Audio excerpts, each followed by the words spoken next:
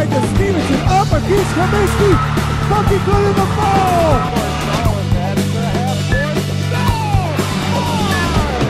Santel all the way to the basket. Foul. Lays it in for two.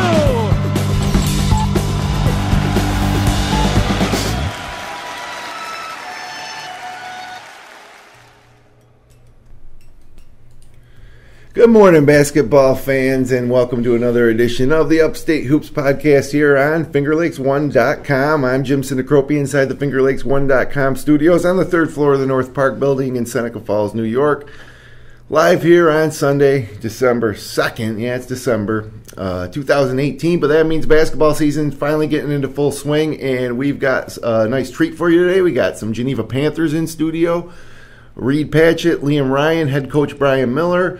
We're going to talk about some key early season games from the boys and girls. We're going to fill you in on our live game webcast schedule over the next 2 weeks, and we are going to release our first in-season Wayne Finger Lakes power rankings at the end of the show. So we got a good one today. The Upstate Hoops podcast and all our coverage of Wayne Finger Lakes High School basketball is brought to you thanks to the support from Generations Bank, with locations in Auburn, Farmington, Geneva, Phelps, Seneca Falls, Union Springs, and Waterloo. They're online at mygenbank.com, and by Little John Orthodontics. Dr. Rod Littlejohn and Dr. Liz Barbie are proud to support our area high school athletes. Check them out online at littlejohnortho.com, and by Bill Cram Chevrolet. All roads lead to Bill Cram Chevrolet on 5 and 20 between Seneca Falls and Waterloo.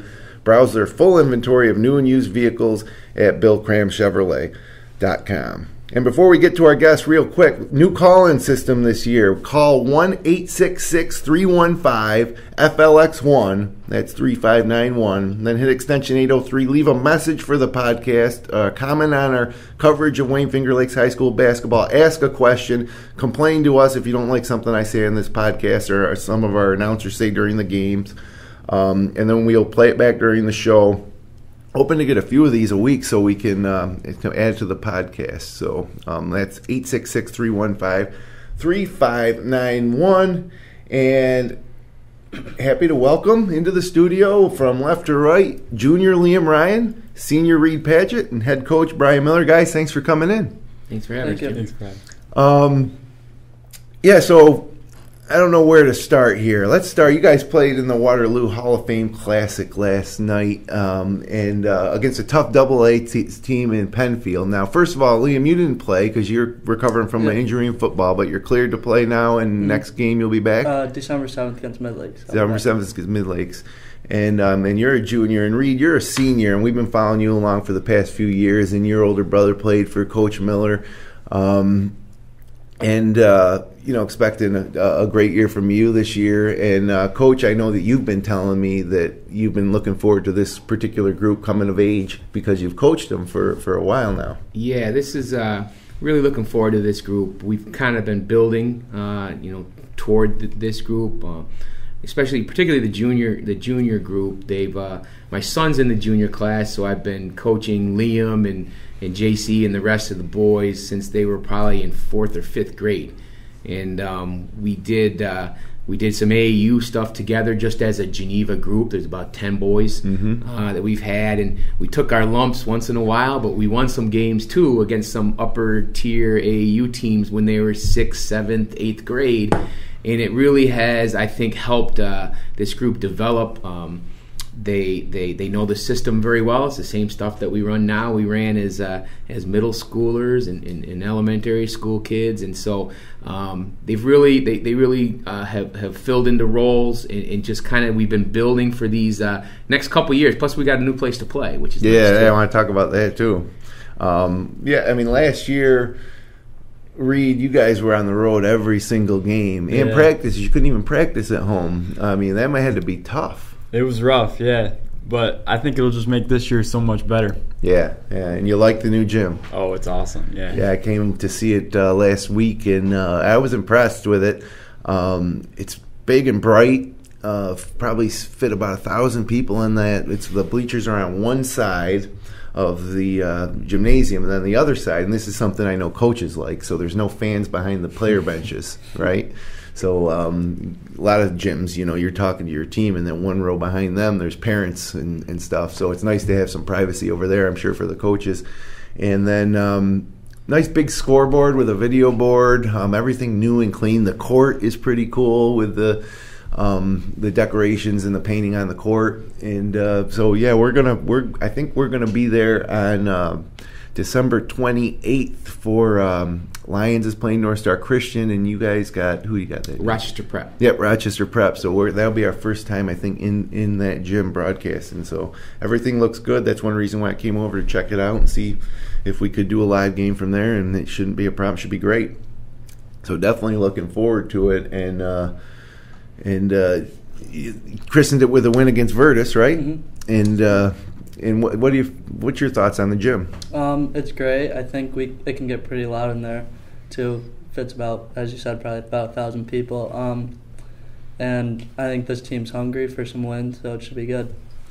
And did that affect you guys? I mean, obviously it affected you in some regard playing on the road last year, but how difficult was that to not ever have a home game? You're always getting on the bus, going to Romulus or Waterloo to play home games. Yeah, I think riding the bus over got us out of our mindset in the game too, having to get off, get changed in a different gym. Yeah. Not having our own fans there at times, it was rough. Yeah, there was like no student section. Yeah. Yeah, no, it's not. I almost feel bad for you guys because it's such a short window, your high school career, and one whole year you didn't really get a home game. But that probably make you appreciate what you have this year and want to leave a mark this year. So, Reid, you're a senior. What's the goals for this team this year? Goals? Yeah. All right, new gym. We're trying to keep it clean, win all the, win all the home games. Sure, right. Yeah. You guys are actually going to clean it up after every game, right? You got to pay people to do that. But yeah, win games in home, and then what would you consider? You're going to graduate this year, and this your last year of high school basketball game. What would make you comfortable as an ending for this year? Well, of course, goal is to win the league. Mm-hmm. I mean, we've got some competition, but that's always a goal. Go pretty far in sectionals. I mean, I just remember a couple of years ago, Geneva winning sectionals, and that's always been a dream of mine. 2014, your brother was called up for that team, right? Yep, Junior Sims and Jordan Donahue. Yeah, that was Kia Jackson, Stephen Dolgus. Yep. Yeah, Jordan was actually gone the year before. We might have been better. Oh, was he? Okay. We might have even been better in 2013. Oh, I think you were. You had Sweeney and Donahue in the backcourt, but Dolgus had a great game in the Blue Cross.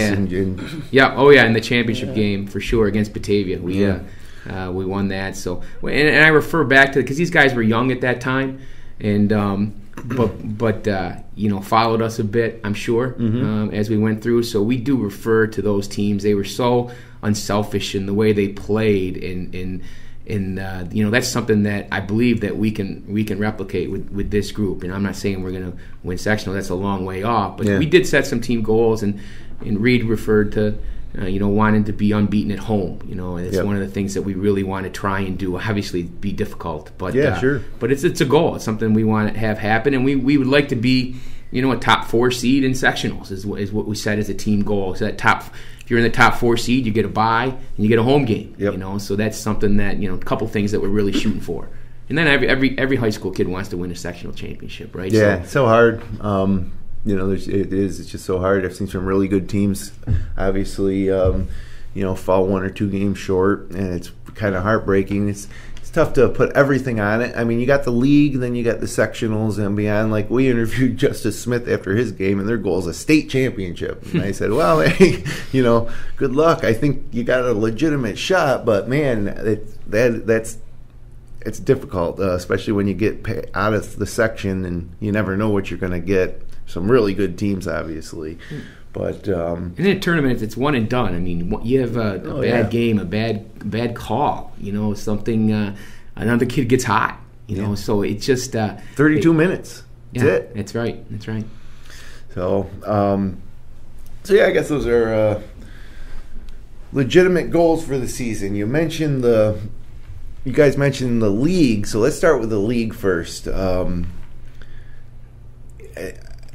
I think Wayne is clearly, the class of the league, the preseason favorite, returning all those guys from a back-to-back sectional championship team in A2. Well, they're certainly not invincible. But then, after that, I don't know what's going on. I know Newark just won their tournament in Victor last night, or in Canandaigua, beating Victor. Got a couple nice wins against Canandaigua and Victor. Minders looked pretty good against Clyde, but Clyde didn't put much up of a fight for them. You guys beat Virtus, and then this game last night against Penfield was a difficult game against a AA team, and it was just a defensive battle, and you're still missing Liam and Akeem. Akeem's coming back soon too. Yeah, he should be back by Wayne. We're hoping for that. Yeah. We'll see, but I think he would, like you said, he's just a big physical presence. Talking about Akeem Hudson, absolutely, who went to a prep school in North Carolina and decided that maybe not the right spot for him, and transferred back and has re-enrolled, and his eligibility papers, a bunch of paperwork we had to go through, quite honestly, to get himself eligible. So, he's a guy who's been with us for 3 years, and it's kind of a surprise that when he did leave us, but we're certainly happy to have him back. He's a good teammate. He's a good player, obviously, and a big physical presence, which really frees Reid up a little bit. So I think he will benefit from that, as our whole team will. Yeah, and unfortunately, while we're talking about Akeem, last night, Penfield, every time the ball went anywhere near the paint, 3 guys all around you, right? Yep. That's more difficult to do when you got a front court mate like Akeem Hudson in there, because you can just dump it to him, and they can't guard both of you with 3 guys. Do you miss playing with him? Oh, yeah. I mean, playing with him all the way up, we had a connection, I feel like. But, I mean, once he's back, I think we'll be pretty good. Yeah, I think it'll make a big difference. And, of course, your starting point guard coming back will help as well. That Finger Lakes East, you got beyond the teams I mentioned, Wayne, Newark, and Minders. Penn Yan is coming off a real good JV team. They lost a couple of guys in Dylan Stape and Desmond Batten to graduation, but great JV team, and they had a good week this week as well. Who am I missing here?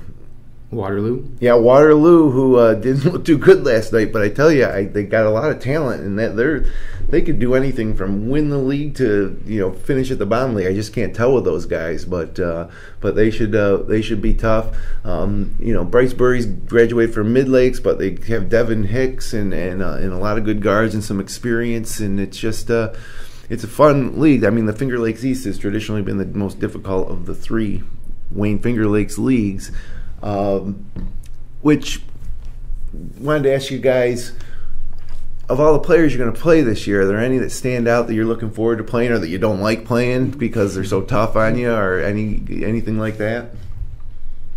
I think you obviously have the Wayne crew over there. They're tough, always play against. They're well coached also. Mm-hmm. Billy's a strong point guard. Same with Logan. He's a sharpshooter. Tall, can go off the dribble, can pull up over you. Those are always 2 tough kids to guard. Mid Lakes, I played AAU with a couple of those kids. They're athletes. Yep. Waterloo, I also played AAU with a whole bunch of those kids. They can get hot, cold. Mm-hmm. They're also athletes. Yeah, absolutely. How about you, Reid? What are some of the bigger guys you're going to face this year in league? Tougher, bigger guys? Well, there's Hicks from Mid Lakes. I think he'll be all right this year. He'll be pretty good. Yeah. Carmichael from Wayne. The big country. Can't forget him. Nick Big Country Carmichael, yeah. Oh, yeah. Yeah, he's probably he's a load to handle, I'm sure, and some great he's an old school type of guy. He reminds me, that's why we call him Big Country. I'm sure you don't remember who Bryant Reeves is, but he was he acts and plays just like Nick Carmichael. But yeah, it's what about Darren Miller at Minders? You don't have to be tasked with him. He's been playing behind some guys, but now it's his team at Minders. Yeah, he's good. He'll be a challenge this year. So we talked about the 2014 sectional championship team a little bit. Coach Miller mentioned that he's been excited because he's worked with this group, since 4th grade. How do you guys feel about playing with Coach Miller? I know he's got some good pedigree. We've mentioned a lot on here how he was assistant coach to John Beeline at Canisius. That's a great mentor to have, who's now head coach of Michigan Wolverines. Yeah, they're doing okay. Yeah, I mean, he's he's done an amazing job, really, in his professional coaching career. But you know, do you guys like playing for Coach, or you like you don't like playing for him? You should ask him when I'm not here. Yeah. Yeah, what's it like playing for Coach Miller? Playing for Coach is great. I mean, I've been playing with him since probably, 5th grade? Yeah. He started AAU, so, Yeah. I mean, he's been my coach for basketball all the way up from 5th grade till right now. Well, teaches us a lot, fundamentals, what it takes to actually win. You know, he never really doubts us at all, so that's good. Yeah, he's got a lot of basketball knowledge. I feel like he really gets us ready for the games. His scouting reports are pretty great, always accurate. Yeah. Yeah, no, that's good. It's funny, you know, some coaches don't really do that whole scouting thing, but I know Coach Miller does, and I don't know how you can't if you want to be prepared to play an opponent. But Coach, why don't you talk about these guys? These guys are both the captains this year, and rightfully so. You know, I've had Reid. This is his 4th year on the varsity. He actually came up as a freshman and played, and his role has increased each year. And so, you know, we're looking for, again, big things from Reid. He works on his game. Both these guys are typical first guys in, last guy out, always looking to get up some extra shots. Liam, during his injury, I know he's chomping at the bit to get back in the lineup for sure. And sometimes he was limited early in the season in practice wise, so he couldn't do any contact at all. But he could still do all the running and some other stuff. So he's conditioning himself and shooting on the side, and then sometimes he'd try and sneak in some drills, I'm sure. So I had to kind of you know, pump the brakes a little bit with him to make sure he's ready. But he just makes us play at a different speed, and it's you don't really realize how much you miss that type of player until he's not there for you. Yeah. So I think, and we've had other guys really step up in his absence.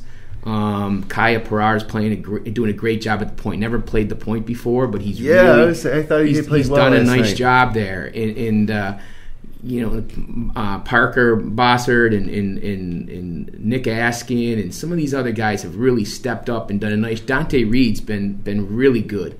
And you mentioned me. He's more of a track is his big sport. He is. He's like basketball is not his number one sport. He likes to play for sure, but he is a sprinter, and you can see how he's built. Yeah. He's built like a sprinter, and he's an incredible hustle. Defensively, he's gotten so much better. He's got long arms and kind of blocks shots and gets in passing lanes and does a nice job there. And he's always working very, very hard. So we've had some other guys step up. So hopefully, when a couple guys that have been out of our lineup, I can begin to get them back in. The fact that we've got this experience, it just should make us deeper and should make us better for sure.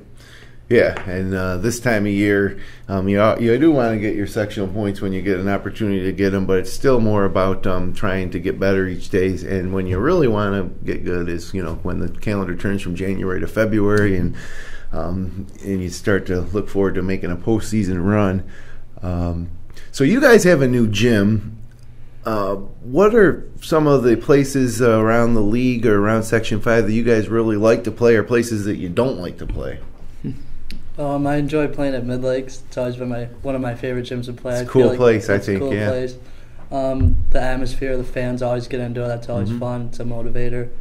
I think I'm going to really enjoy playing in our new gym. When we practice in there, it's just a different feel for basketball. Yeah, when I first walked in, it was like walking into a different world. I mean, it's so opposite of what your old gym was like, which was like dark and kind of just everything was dark about it. And we'd be up in the weight room trying to see the game through the window when we're calling it. I think what's really neat about it too, Jim, is it's big, as you know, when you're in there. When the bleachers are in, it's really big. It's cavernous. But when the bleachers are pulled all the way out for a game, it has a smaller feel. Yeah, it's like a really cozy place that can get very, very loud, and we're hoping to, get as many folks out, to our games as we can to make it loud, to make it that true home court advantage. So it is really neat when you transform it from your practice gym to the game gym. It has a great feel to it. You'll get a chance to see that with that tournament we got coming up. Yeah, I hope to make it out just for a game too before then maybe, and check it out. Reid, how about you? Any favorite gyms to play in? You have some big games in certain places maybe over the years? Wayne Gym is always fun. Yeah, it's a long drive, but they always pack it full. It's always the energy in there is crazy. Yeah. That's and that'll be a big one coming up for you guys this year. Let's see what we got here. We're coming up about 20 minutes after the hour.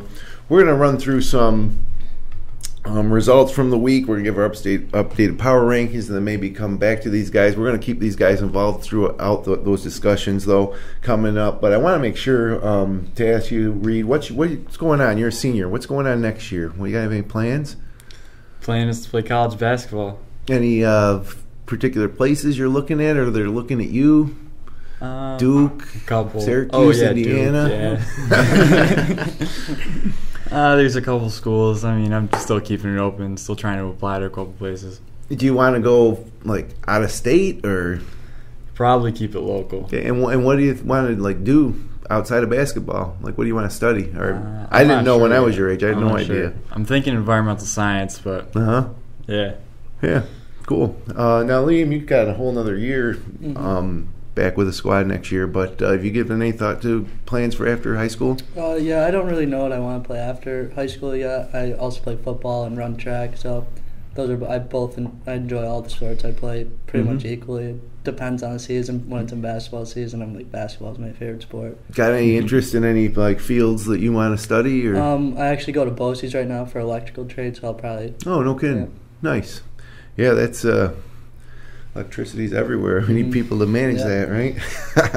So Liam has a nice connection with Coach Pittifer, Waterloo's coach. Oh, yeah? Right? Is his track coach. Yeah, that's my right now. So. Oh, no kidding. And now is Coach Pittifer, is he a guidance counselor in Geneva? In Waterloo. In Waterloo, okay. Yeah. He's a Geneva guy, and he's he's coached the track team for years and done an unbelievable job there too. So I was happy to see him get the opportunity to coach basketball again. He was always at our games, like always, right? Yeah. And all through the years, he would come and watch games at Waterloo here.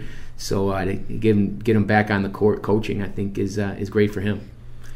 Yeah, I agree. And they have 16 guys on their bench. I don't know if you noticed that, but 16. How do you manage a practice like that?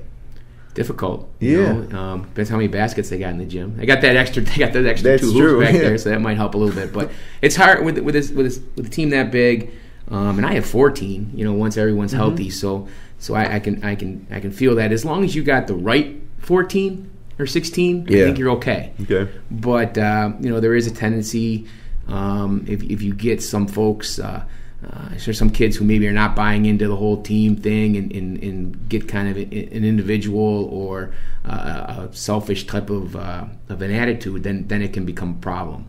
So because there's going to be a lot of sharing going on there with that many people on the roster. As a coach, I tell our guys, participation though. Yeah, ideally you win. You've got everyone plays, everyone contributes, and everyone feels good afterwards. But quite honestly, that's not the way it works. And this is varsity basketball. And at this level, you want to compete, you want to develop all these young guys is developing life skills and have them learn and have a great experience, and that's what I want to try and do for all of us. But quite honestly, the playing time, there's only, like you said before, there's 32 minutes in a game. One basketball. And there's one ball, and you earn your playing time by how you practice and how you perform. Well, speaking of performing, we actually have a ton of results finally. Season getting underway, and to me, I get really interested, when every night when you go look at the scoreboard and see, how everybody did, because so much can change from year to year. There's new names that pop up on rosters of teams. There's kids that get better because they worked hard over the off season, and so it's just good to see how these teams start to shape up, and the team I think that made the biggest splash this week in the boys side of things was Newark. They go down to the Finger Lakes tip-off tournament in Canandaigua, and they beat the host Canandaigua, and then they beat Victor, Class AA Victor, in overtime last night to win that tournament. So it was a great start for them, and again, they lose their big guy Taylor Clements last year and graduated a lot of guys, but It looks like Coach Caparis has a good group together there now, and a great start to the season for them. So let's get through some of these scores here quickly. I'm not going to read them all to you, but some of the games that kind of jumped out. Naples boys look pretty good so far. They beat Wayland Cohocton earlier this week, 65-56. Cole Rathman had 23 points, 8 rebounds, 4 assists. He's not a big guy, but obviously pretty active. He was 7 of 9 from the free throw line. Nick Green, 14 points, 17 rebounds, 8 of 11 from the free throw line. So good start for Naples. Oh boy, what else we got here? Oh, I jumped ahead. I gotta go back. Okay, here we go. Tuesday night, I mentioned earlier, Geneva beat Virtus to get off to a good start. Parker Bessard with 12 points, 5 rebounds. And then on that same night was the night that we webcast the Minders-Clyde game. And this was one of those situations where Minders lost everybody, 9 people off their roster. All their starters. The only guy back that got any type of time was Darren Miller. And so we don't know what to expect. And they played great. Now, it's tough to gauge because Clyde also lost everybody. Carnivale, Marcus Chance, Derek Chance. The only guy back off of that roster was Camden Chance. And a new coach, too, with Darren Preston. But, man, Minders did look really impressive that game. Darren Miller, we knew was going to be tough. For them to be successful, he's got to be next level tough, I think. He's got to be that guy. But all the surrounding complementary pieces for Minders, Griffin Heron and Nick Jones and Troy Cabot, just a freshman. And they got another kid, Michael Bogart up there, just a freshman. Christian Torres. These are all like names. Sal Franzone in the front court along with Darren Miller. These are all names I think you're going to get used to this year, and they seem to play pretty well. Coach Korzneski had them playing well. They cruised to victory in that one, 50-20. Coach K was switching up defenses every time down the court, and small court in Clyde.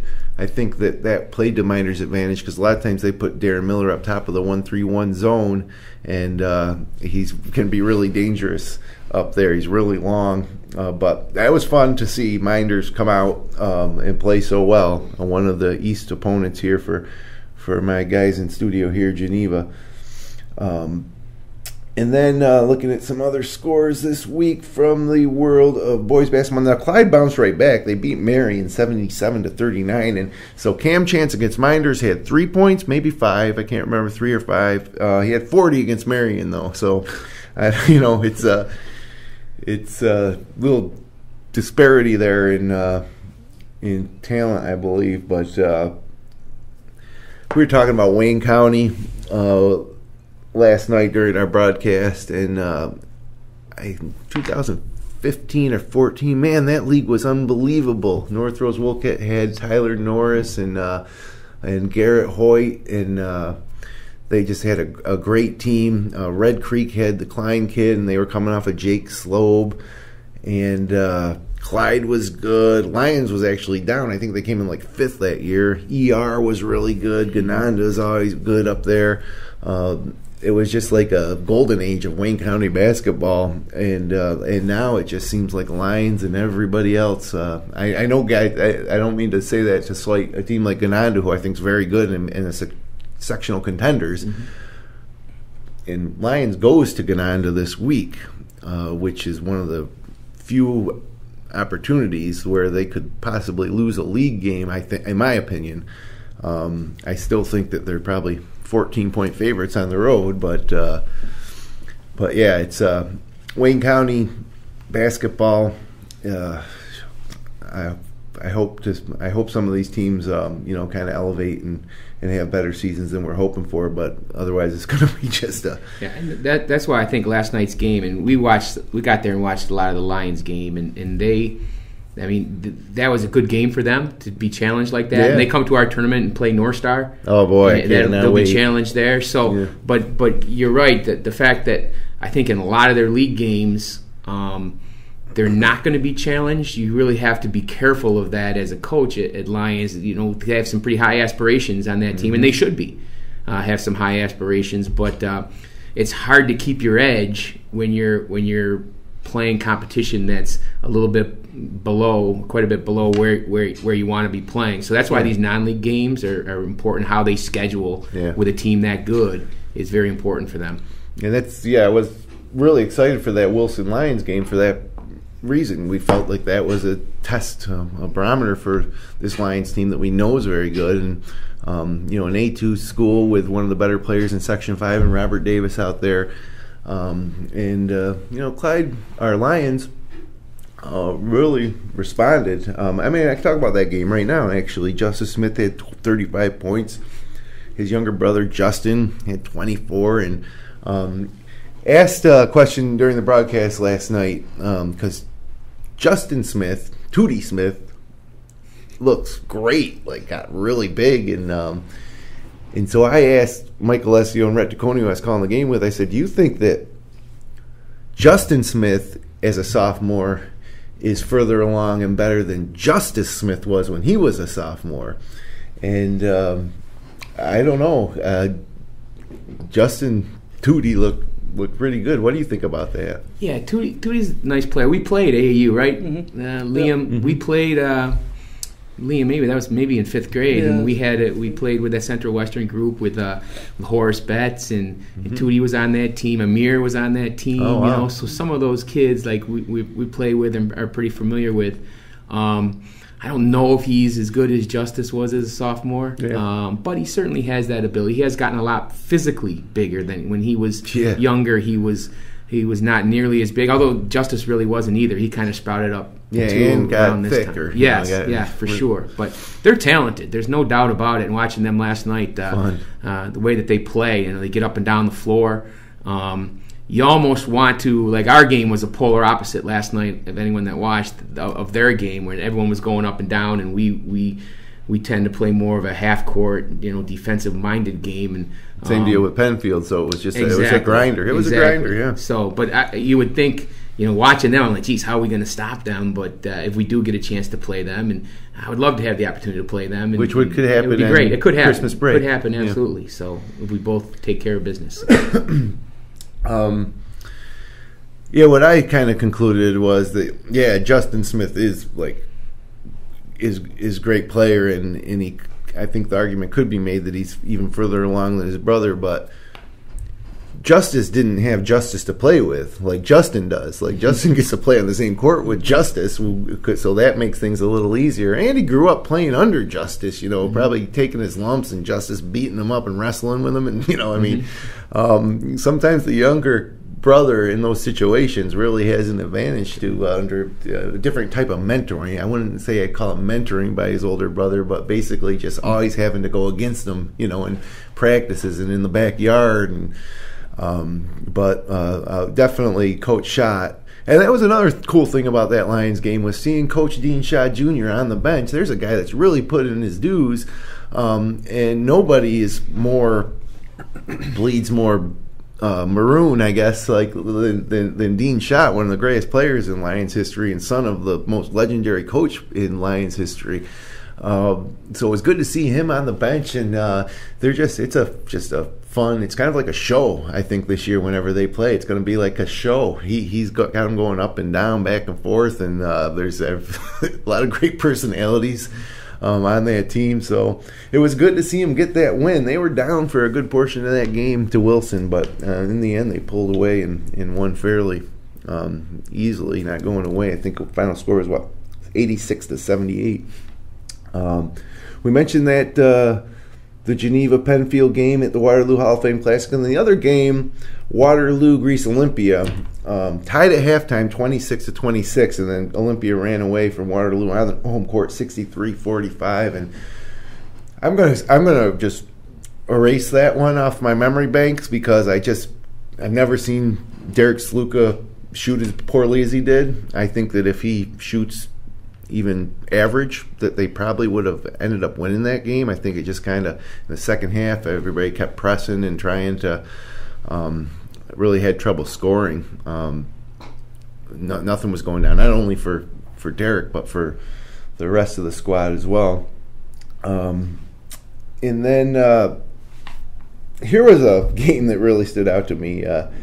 First of all, Marcus Whitman earlier this week goes into Mid Lakes and beats them 66-45. So I've said I'm a big fan of Coach O'Connor and Marcus Whitman and the program they've built. I really felt bad for them last year when they lost to North Star Christian. They drew North Star Christian, in the sectional semifinals, and they gave them a pretty good game. But they lost a couple of guys that have been with them for the past 2-3 years on varsity. They got John Donovan, but they got some young guys coming up, a couple of great sophomores, and they got some size with the Pendergrass kid. And so it was pretty impressive. You don't often see a West team come into an East team's gym like this and walk out of there with a 21-point victory like Whitman did. So then, last night, they're down in Penn Yan playing in that tournament they got down there in Penn Yan, and they draw the host, Penn Yan. There's another West-East matchup, and Penn Yan won 52-47. So that told me a couple things. Didn't really tell me, it didn't reflect too poorly on Whitman. I think to go into that tournament and split for Whitman was pretty good. But Penn Yan, who had lost so much, and I've been hearing, I heard it from you, Coach, and I've heard it from other coaches, like, Penn Yan's going to be pretty good this year, and a lot of new names, on the roster. But I thought that was an impressive win for Penn Yan. Tell me a little bit about what you think about the Mustangs.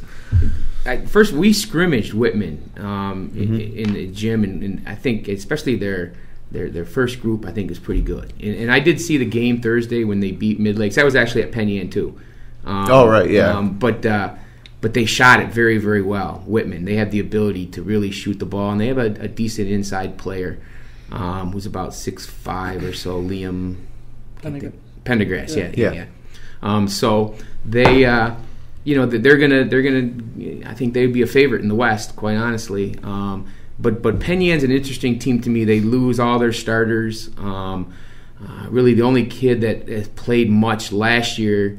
That is back is the Finger, and he plays he's a inside player who's 6 foot at best, but my interpretation of Penn Yan has always been is Marty does a really good job. Marty Gibson does a really good job with them, but they play so they're very scrappy. I always say, because they're such a lacrosse school, right? Traditionally, I always say that it's like they play lacrosse on the basketball floor. If there's a loose ball, they're all over it. Yep. They play physically tough basketball, and so they're always a problem. And so I think that there's someone that obviously can surprise in our league. Obviously Newark and Wayne, Newark right now are the top teams in the league. But I think Penn Yan, Waterloo, then that next level right there, and hopefully we can be up there with those groups too. So. One other big result, I think, came on, was it Friday night, that Wayne beat Pittsford Sutherland? Is that the right? Was it Thursday? It was Friday night, yeah. Friday Liam was night. at that game. You can ask him about it, Jim. Oh, really? Yeah. Wayne won 63-60. Nick Carmichael with 19 points. Billy Thompson had 13 points, 5 assists, and I think Logan Blankenberg finished with 13 too. Now there was a test for Wayne. They play in a tough classification in A2, and I think that was they're used to getting more and more used to playing tough teams like this, and it's good to see Coach Thompson, trying to get them ready here to defend that A2 title. But you were at that game, huh, Liam? Yep. So tell me how it went down. 3-point win. Yeah, I showed up at about halftime. I think Pittsford was down around close to 18, or actually was 18.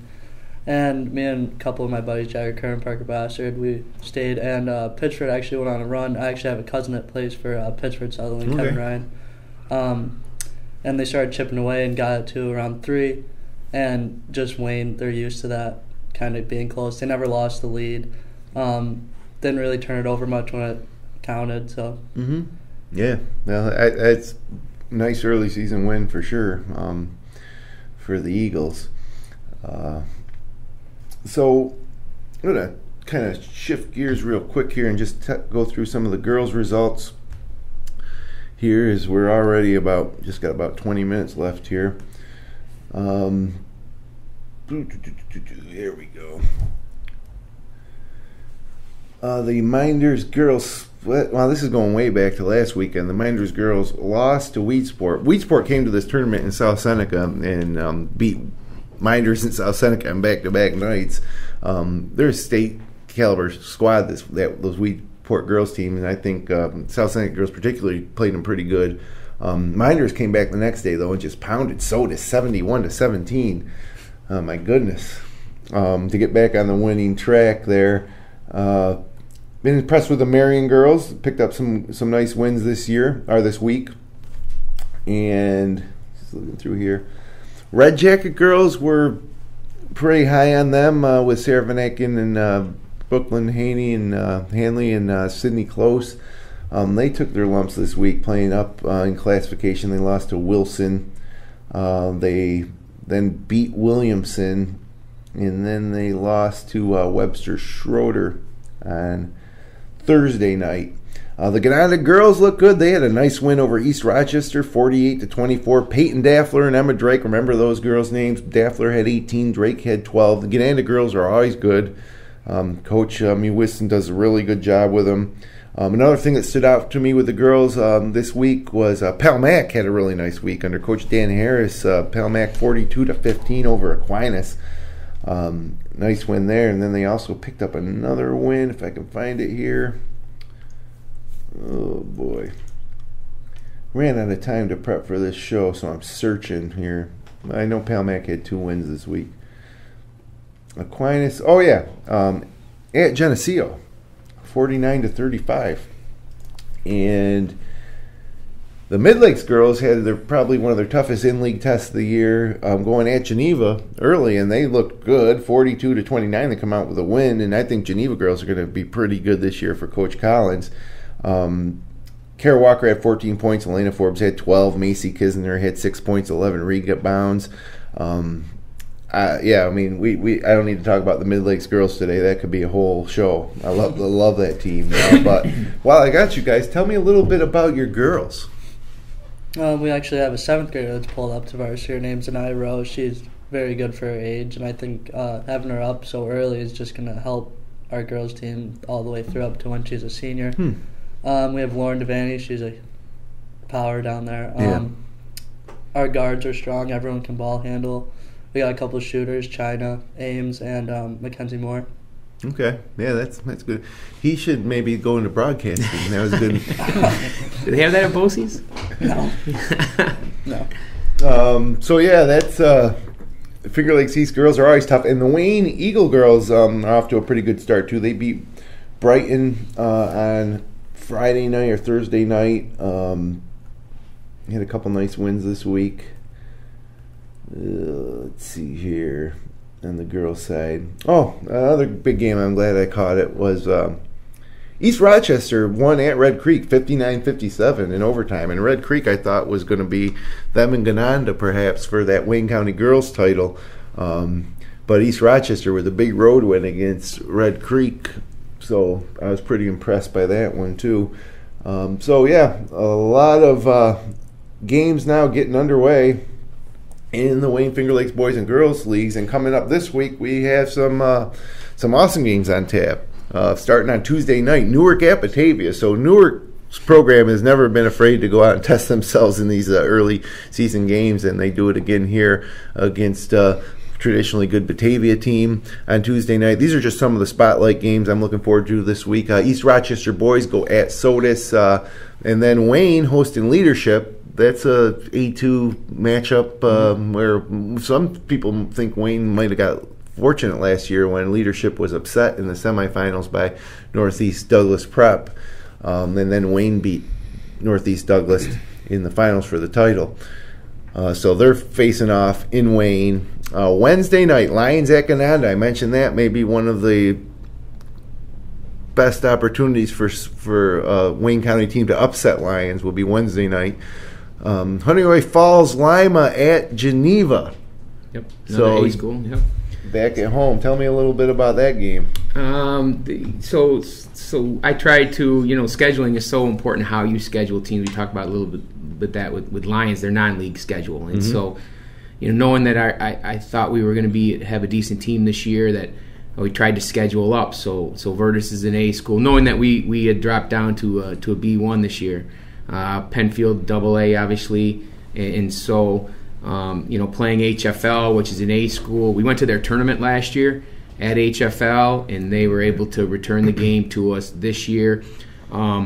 Excuse me. They did have a bigger guy, Dan Hayes, who graduated last year, but they have a point guard that's back that's a pretty good player, so they're always very tough, and they were physical with us last year too. If you remember the game, guys, they were very almost like Penfield. I think these Monroe County teams, that's the way they play. They're very physical, they're hard. It's hard to make cuts. It's hard to have to fight through it. You have to, and if you back down whatsoever, they're just going to continue. It's like a shark, with blood in the water. So they'll try to be physical with us and take us out of our cuts. And so hopefully last night's game, we learned from that and are able to apply those lessons towards Wednesday's game. We're at home, which is as we talked about earlier. So it'll be a good game for us to try and bounce back going into league play. Then after that, and so also on Wednesday night, Bloomfield boys at South Seneca. Finger Lakes 1 will be there. Dave Barnick will have the call from the Jack Guyan Arena. Our first look at the Finger Lakes West this year.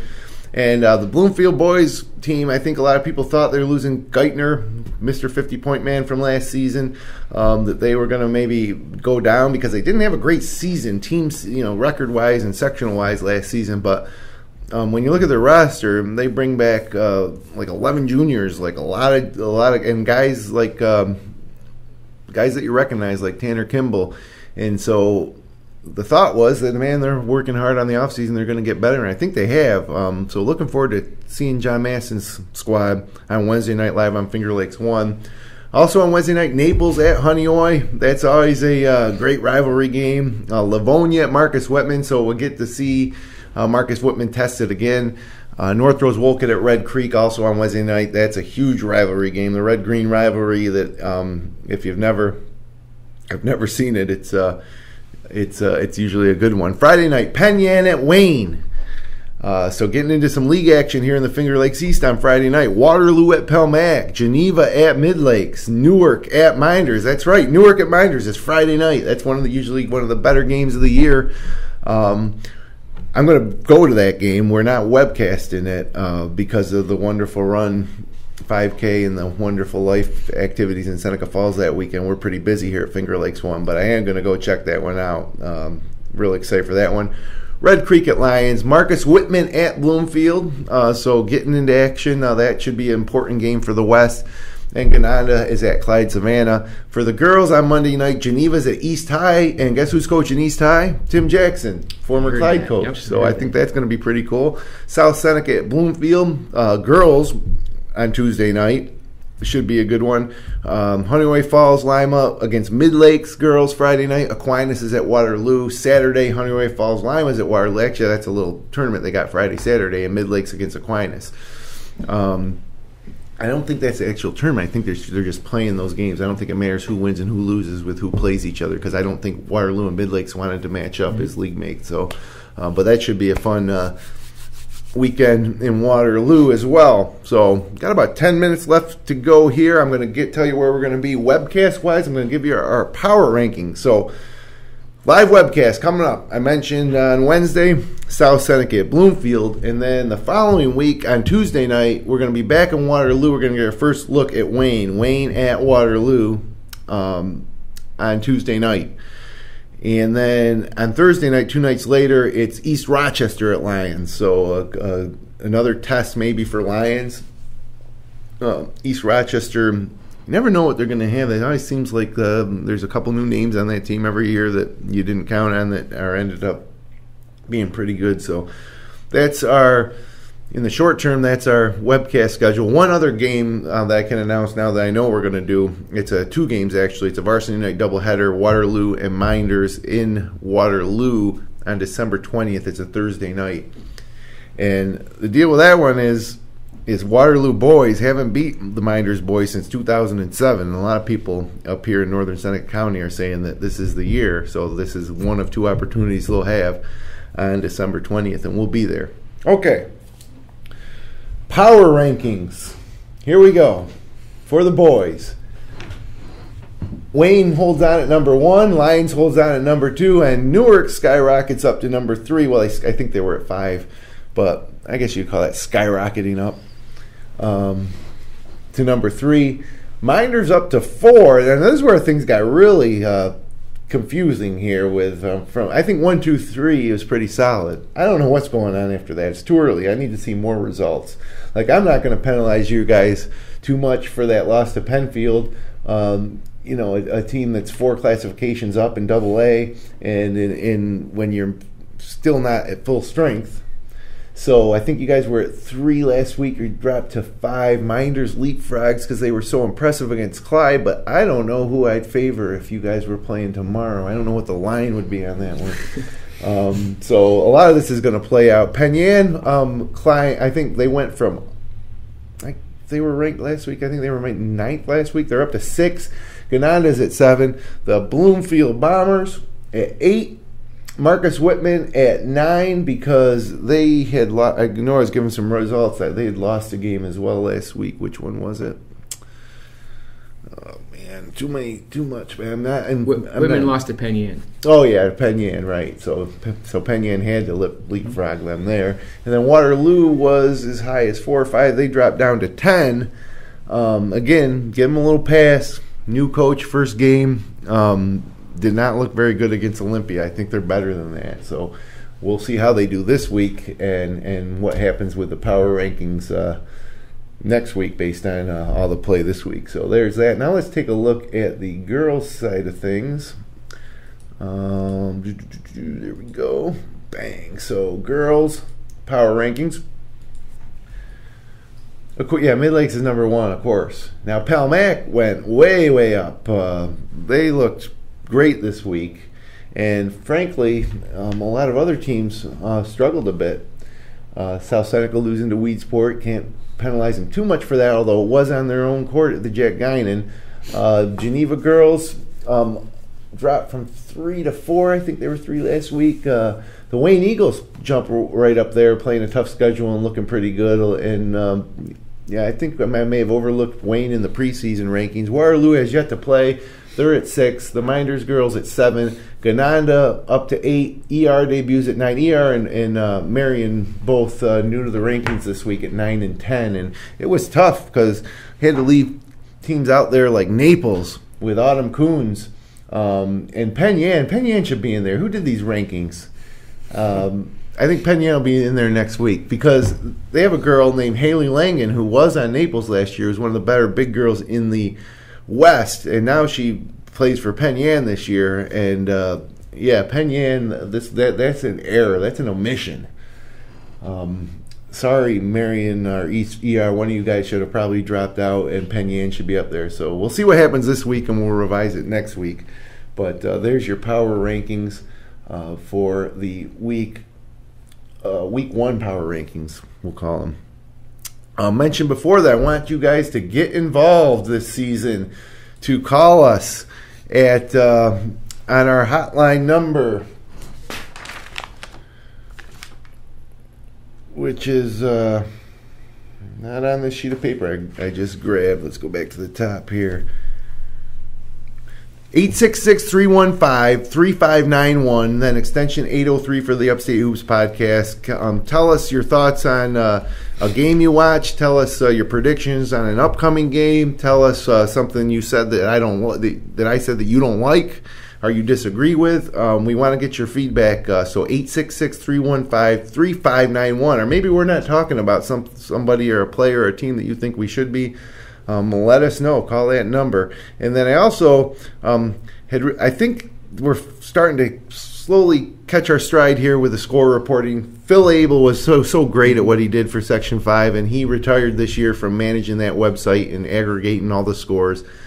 So there's a new system. Coaches, call them in. I mean, you go through all this trouble to put on a varsity basketball game. You get the somebody to work the door, the book. You prepare the gymnasium. You prepare the programs. You go through all this stuff, and then the game ends and you don't report it. Report it. And honestly, the website that we're using this year is great. You can report the entire box score, and it keeps player stats and everything. So please use it. It's been difficult first week trying to cover this the leagues when people aren't reporting scores. So, and then you can also email us scores at fingerlakes1.com at the end of the night. Include us on your media distribution list. Send us pictures of the scorebook. Or you can text us scores or updates to 315-651-7500. But, man, we want to cover things here as good as we can, but we need information. We don't have enough staff to send someone to every game. Imagine if we did, how good we could do. So, guys, thanks for coming in. Real quick before we get out of here, give me your favorite sports movie. Mine's probably The Blind Side. Definitely one of my favorites. Oh, yeah, Blindside with the Ole Miss football, right? Mm-hmm. Yeah. Something like that. Jeez. I can't even think of one. Rudy. I like Rudy. Oh, yeah, Rudy. That's a good one. I like Caddyshack. Yeah. The Natural, you probably don't remember that one, but I really like The Natural. Hoosiers. Natural was actually filmed a lot in Buffalo, in the Buffalo Yeah, region when that's I was right. young, yeah. And Hoosiers, I like Hoosiers. Favorite thing about Christmas coming up? The studio's all decked out, as you can see. Mine's probably just family time. Can spend time with your whole family. Yeah, he's good. He really should become a Here broadcaster. you go. He should be another. Yeah, Here's your politician. next color commentator, right? In the next pod. Although we want him to play a little bit, so hopefully let him play some, but maybe afterwards. What about you, Reid? You like Christmas? Yeah. That's a Everybody likes softball Christmas. question. Everybody loves Christmas. Yeah. So, yeah, thanks for coming in. Looking forward to seeing you guys throughout the season, seeing you compete in leagues, and hopefully make a run in sectionals. And Reid, really enjoyed watching you. Jerry Anderson, who was coaching in AAU for several years, right? He told me a few times over the past few years, you got to get Reid Patchett into the studio for the podcast. And I said, I know, I will. And I'm glad we finally got to make it happen. And thanks for coming in. I really enjoy watching you play. And Liam, we got a couple more years together here, so maybe we'll get you back next year. And but I really do hope to get to see you guys, down the road and sectionals this year, and we'll catch you a couple times again on the webcast. And Coach, you're always a good friend of Finger Lakes One, helping us out, and really appreciate it. Appreciate all you do. It's unbelievable, the coverage that you give high school basketball, boys and girls here in the Finger Lakes region. So I know we're real appreciative of it, and get comments all the time from our families and our parents and things like that. So thanks for all you do. No, appreciate that. Thank you. So thanks for joining us for another episode of the Upstate Hoops Podcast. Connect with us on Twitter at FingerLakes1. Subscribe to us on YouTube. Our audio-only podcast is available on iTunes and Stitcher.com. Archived episodes are available at FingerLakes1.tv, and this podcast airs weekly on Finger Lakes TV Spectrum Channel 1304. You can also find our show, live streaming games, and local news, weather, and sports 24/7 on the free FingerLakes1.com Android or iPhone app. Thanks for joining me, and we'll see you Wednesday night live in Ovid, New York.